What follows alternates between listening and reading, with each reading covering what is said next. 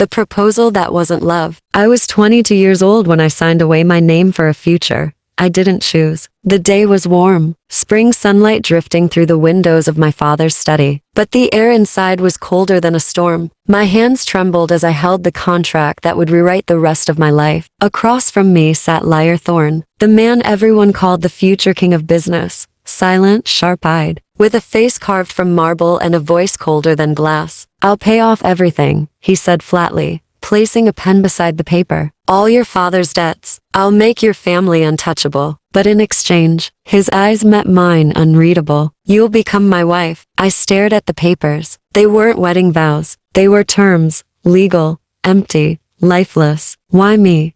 I whispered. He didn't answer. I knew the rumors, that his family was ruthless, that Liar never smiled, that he built his empire by breaking others. But I also knew my father's lungs were failing, and our family name had become poison. I had no power, no wealth, nothing except myself. The wedding without a kiss. The chapel was grand, velvet aisles, roses, the color of snow, gold rings in tiny crystal boxes. But it didn't feel like a wedding. It felt like a transaction. Liar stood at the altar in a black silk suit, eyes focused on the priest, never once turning to see me walk down the aisle. He didn't even pretend. And when it came time to say, "I do," he said it like a man signing a business deal. "I," said mine through shaking lips. There was no kiss, no whispered promises, just cameras flashing and lawyers waiting outside the door. The crowd clapped, but I knew none of them believed this was love, and neither did I. Life in his house,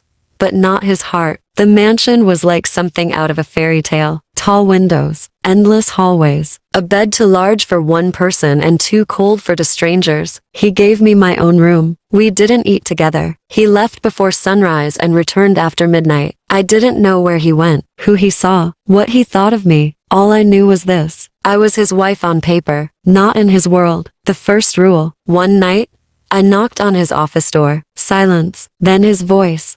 "Come in." He sat behind a desk of polished black stone, papers scattered, a glass of untouched whiskey beside his elbow. "I want to understand," I said quietly. "Understand what? Why you chose me?" He looked at me then, eyes like storms. "Because you wouldn't ask questions." My heart clenched. "Then why are you answering now?" He stood up. "Because you already broke rule 1. The woman in the photo." 3 weeks later, I found her picture, tucked between old books in the library. A black and white photo of a girl no older than me, her smile soft, her eyes haunting. I took it to him. He stared at it for a long time. "Is she why you married me?" His jaw tensed. "Put that back where you found it. Tell me who she is. Don't ask me again."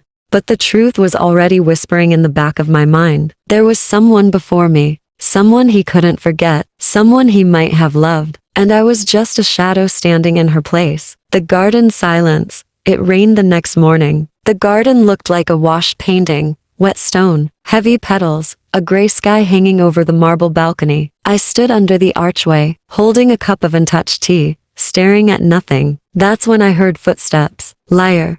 He didn't say a word, just stood a few feet away, his gaze following mine into the fog. Finally, I spoke. "You know, in stories, when a man marries a woman to forget someone else, the new bride eventually leaves." Silence. "And what happens in your story?" he asked. I turned toward him. "I haven't decided if I'm brave enough to leave." His expression flickered, the smallest twitch at the corner of his mouth, almost a reaction, almost human. Then it vanished. "Bravery won't save you here," he said, the fake smile. Public appearances were part of the deal. Charity galas, photos for magazines, interviews filled with carefully scripted lies. Liar played the part of the perfect husband, arm around my waist, warm words through gritted teeth. I played the perfect wife, soft eyes, painted lips, fake laugh. But behind every smile was silence. Behind every hand he held in public was a hand that never touched mine in private. Her name was Elira. I heard her name by accident. Elira. A whispered syllable between his brother and a business partner. I was walking past the drawing room when I heard it.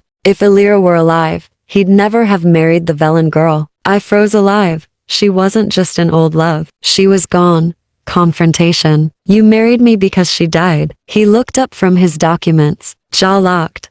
I said, "I heard you." He interrupted, "And she was none of your business." "I'm your wife. exactly. Not her. His voice was like thunder without lightning, controlled, dangerous. She was everything. Wasn't she? I whispered. Silence. Then, she was my world, and I was the dust that came after the storm, the kindness that shouldn't have hurt. He brought me breakfast the next day, set it down on the glass table, eggs, toast, tea. I'm not hungry, I murmured. You haven't eaten in days. I looked at him. Why do you care? I don't. Then stop pretending. He stared at me, and for the first time, I saw something fragile in his face. Because if I don't pretend, I'll remember she's not here. It wasn't kindness. It was cruelty disguised as guilt. The firelight moment that night, the power went out.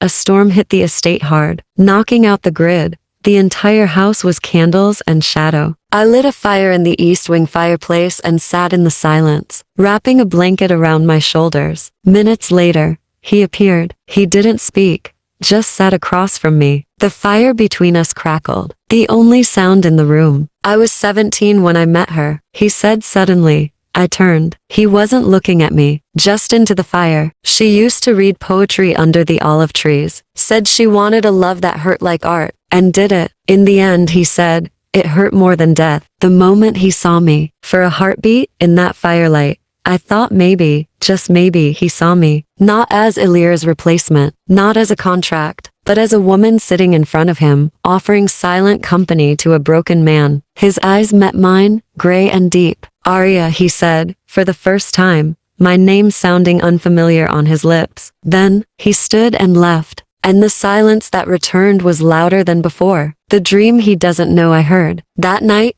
I heard him calling her name, in his sleep. Illyra. I stood by his door, hand frozen on the wood. He tossed once, voice rough and broken. Don't go, please. It wasn't me he was pleading with. It never had been. I returned to my room without knocking, without speaking, without crying, but inside, my soul ached for a man who loved someone who wasn't me, and never would be. The morning after, at breakfast, he was silent as usual, perfect posture, suit jacket unwrinkled, cold tea, cold eyes, but I noticed the shadows beneath his gaze. He didn't remember the dream. I did, and for the first time, I didn't feel angry. I felt sorry, not for me, but for him. The one thing I asked for. I don't want money, I said to him as we stood near the hallway window, watching the rain blur the gardens. Then what do you want? Truth. He turned toward me. Truth is expensive. I'm already paying, I whispered. Every day in silence, in emptiness, in being your wife on paper and your shadow in person. He said nothing, but I saw it, the crack, the invisible break inside him, as if part of him wanted to speak, but didn't remember how. His family hates me. Liar's mother invited me for tea. Her smile was as sharp as her diamonds. You'll have to excuse him, she said coolly, pouring mint tea into porcelain cups. He never recovered from her death. Her?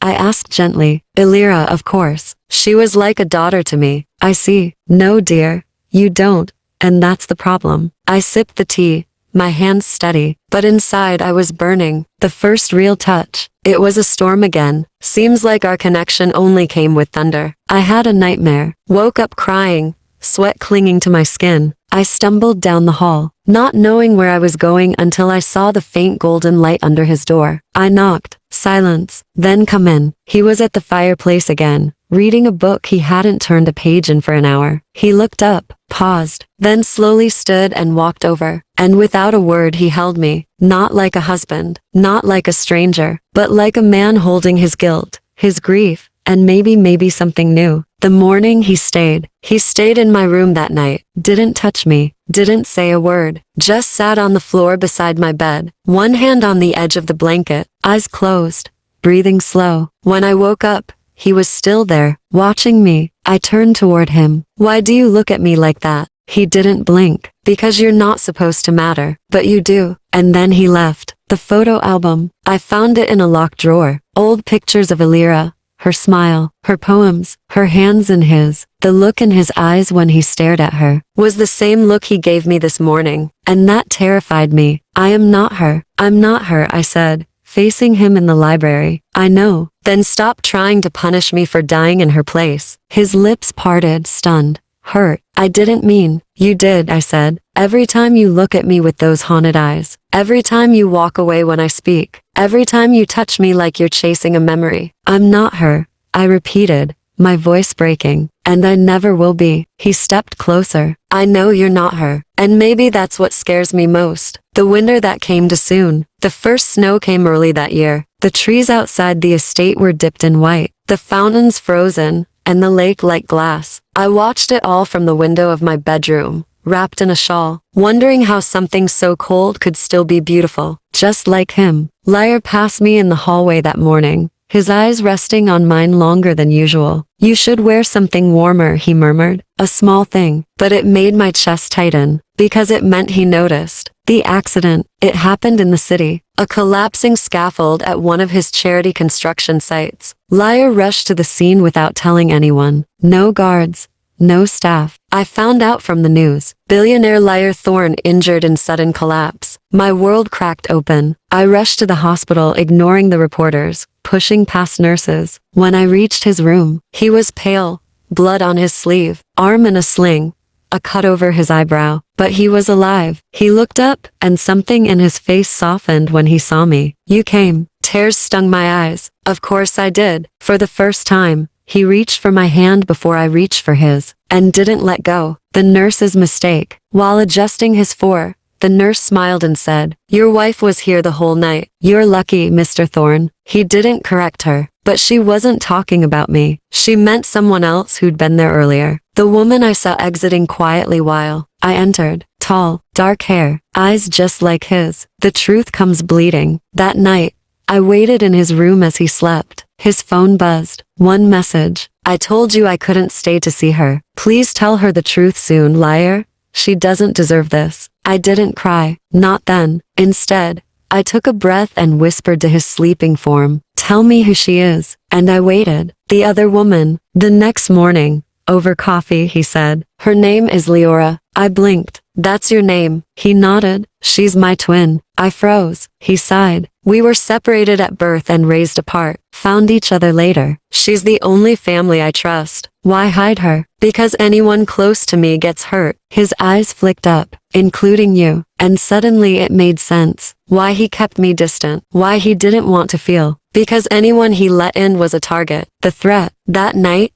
we received a letter. No stamp. Just black ink on cream paper. She'll suffer the same fate as Alira if you get close again. It wasn't signed. But I knew then. Someone blamed me for existing. Someone wanted me gone. And for the first time, Liar didn't push me away. He pulled me close. The first kiss. It happened in the dark in the garden, with snow falling around us like stars. He looked at me like I was something rare, something breakable, something real. I don't know how to love anymore, he whispered. Then let me remind you. I leaned in first, but he didn't stop me. And when our lips touched, it wasn't gentle. It was desperate. It was years of pain crashing into one fragile moment of peace. And in that kiss, I finally felt like I was no longer just a shadow in his life. I was real. To him, to me, to us. The morning after the kiss, the world hadn't changed. The snow still fell. The silence still lived between the walls of the estate. But something between us had shifted. He sat across from me at breakfast, silent. His fingers curled loosely around a cup of black coffee. I stirred my tea without drinking,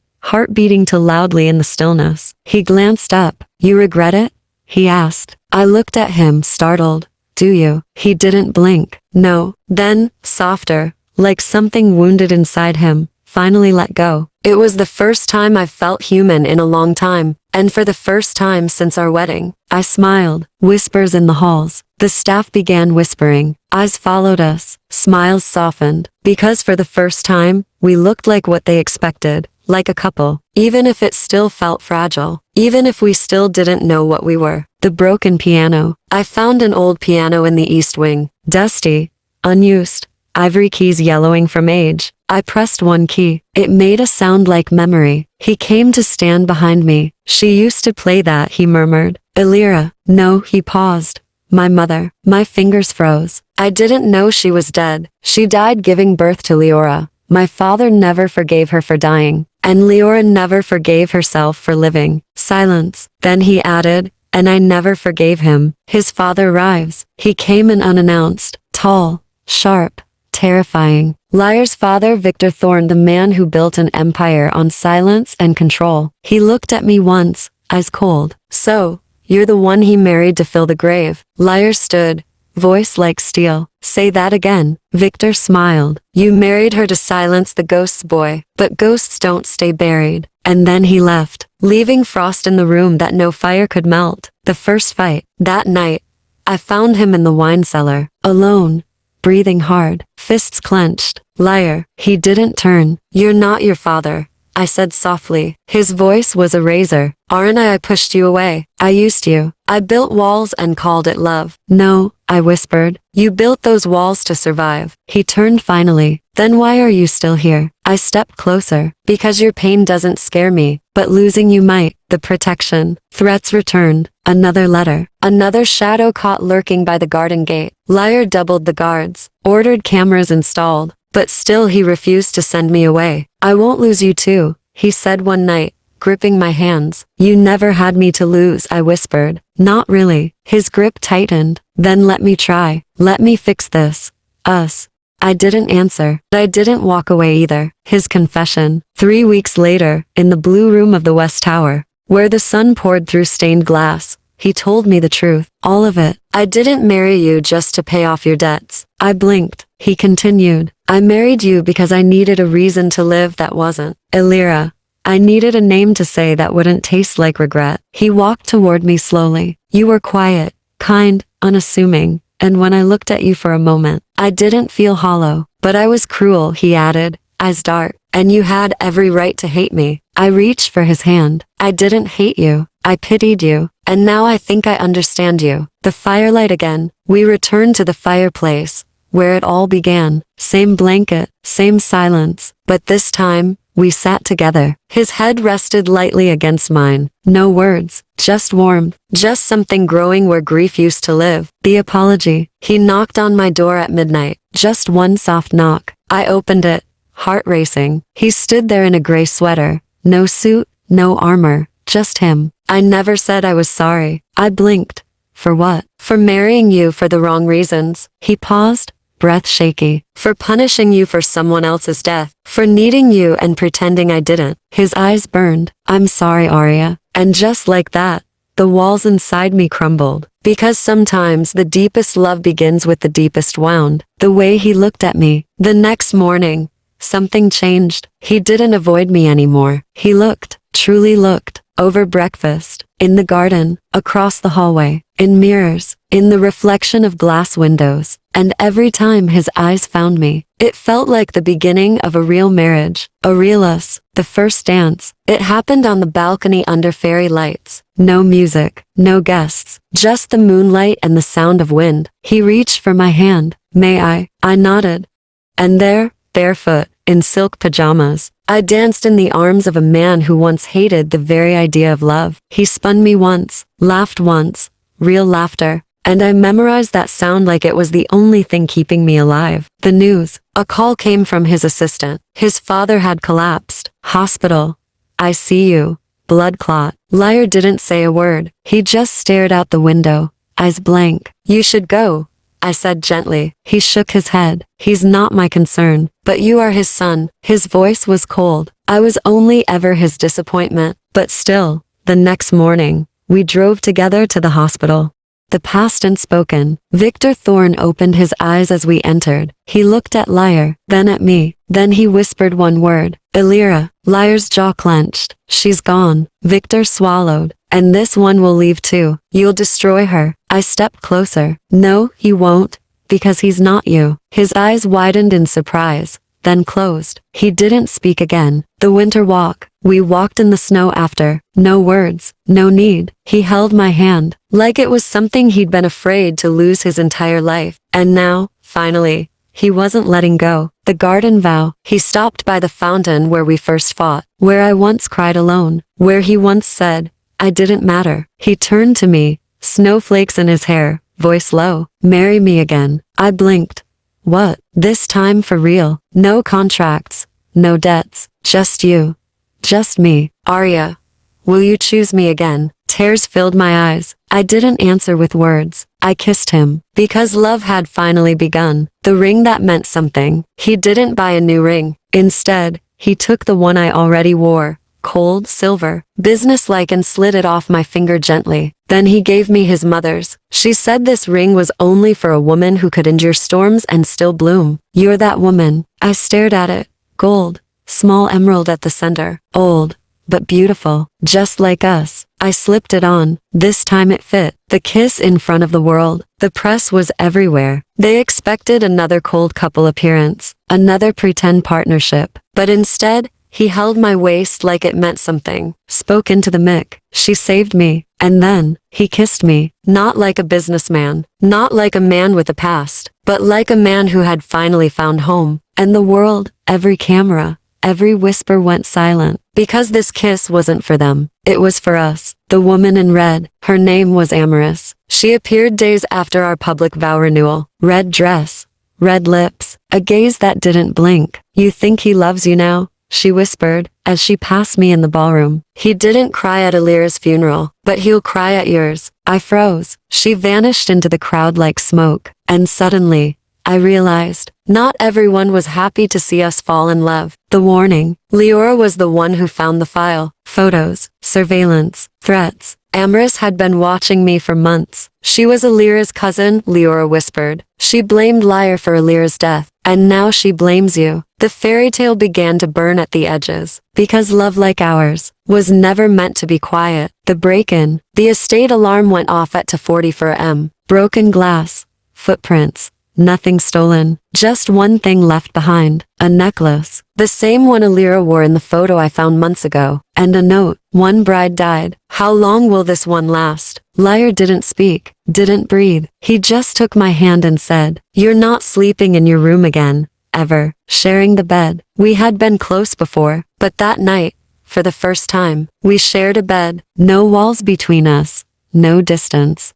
Just breath and fear and the warmth of his chest against my back. I trembled. He kissed my shoulder. She can't have you. You're mine. And for the first time, I didn't feel like the second choice. I felt protected. The plan. We didn't hide. We went public. Announced our second wedding. Invited every enemy to see that we weren't afraid anymore. And at the center of it all was our love. Real. Visible. Terrifying. Beautiful. The vow that was real. Under chandeliers, in front of the same people who once watched a loveless wedding.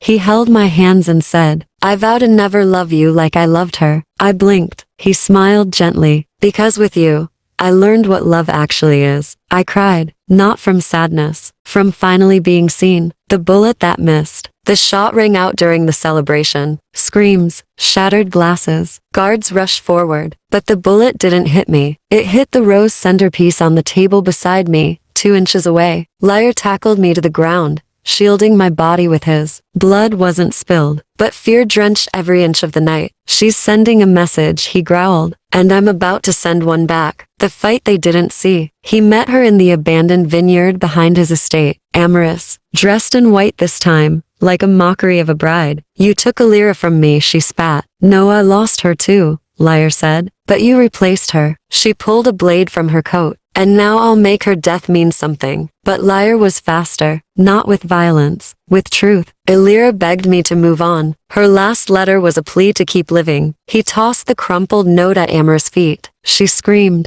And ran. And the war finally ended. Aftermath. We didn't celebrate her capture. We didn't speak of her again. Some wounds don't need more air. They just need time. And we gave each other that. The real honeymoon. He surprised me. Private island. No staff. No business. Just a beach, books, and us. I stood in the shallow water, dress flowing around my knees, when he came up behind me. I used to think I didn't deserve peace. I looked up, and now, he smiled soft, real. Now I know peace.